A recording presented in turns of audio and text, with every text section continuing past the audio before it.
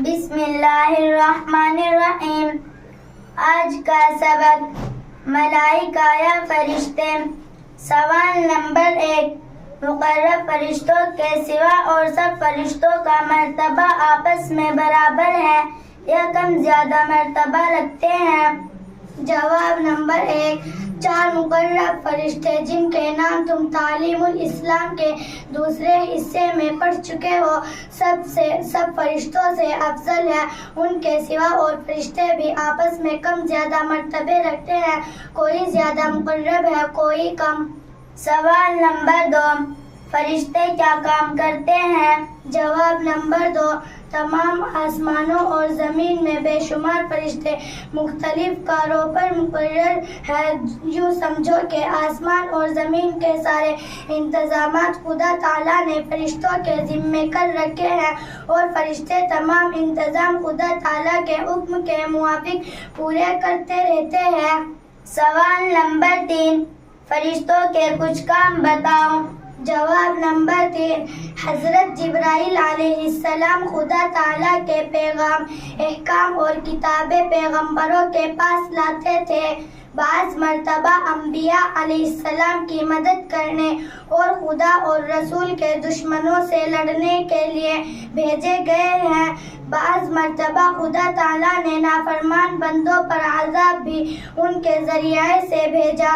حضرت میکائیل علیہ السلام مخلوق کو روزی پہنچانے اور بارش وغیرہ کے انتظام پر مقرر ہیں اور بے شمار فرشتے ان کی ماتحتی میں کام کرتے ہیں۔ بعض بادلوں کے انتظام پر مقرر ہیں، بعض ہواؤں کے انتظام پر مامور ہے اور بعض دریاؤں، تالابوں، نہروں پر مقرر ہے اور ان تمام چیزوں کا انتظام خدا تعالیٰ کے حکم کے موافق کرتے ہیں۔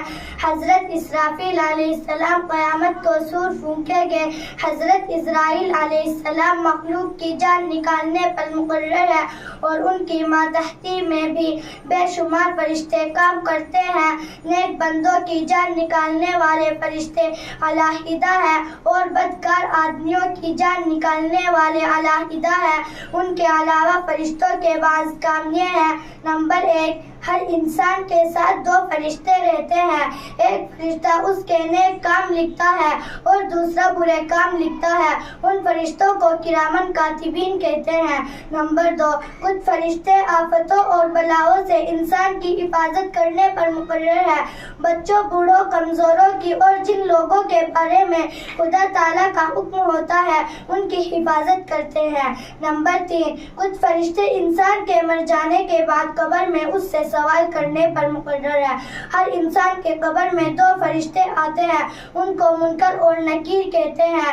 نمبر 4، کچھ فرشتے اس کام پر مقرر ہے کہ دنیا میں پھرتے رہے اور جہاں اللہ تعالیٰ کا ذکر ہوتا ہو، وعظ ہوتا ہو، قرآن مجید پڑھا جاتا ہو اور درود شریف پڑھا جاتا ہو، دین کے علم کی تعلیم ہوتی ہو، ایسی مجلسوں میں حاضر ہو اور جتنے لوگ اس مجلس میں اس نیک کام میں شریک ہو ان کی شرکت کی خدا تعالیٰ کے سامنے گواہی دے۔ دنیا میں جو فرشتے کام کرتے ہیں ان کی صبح و شام تبدیلی بھی ہوتی ہے۔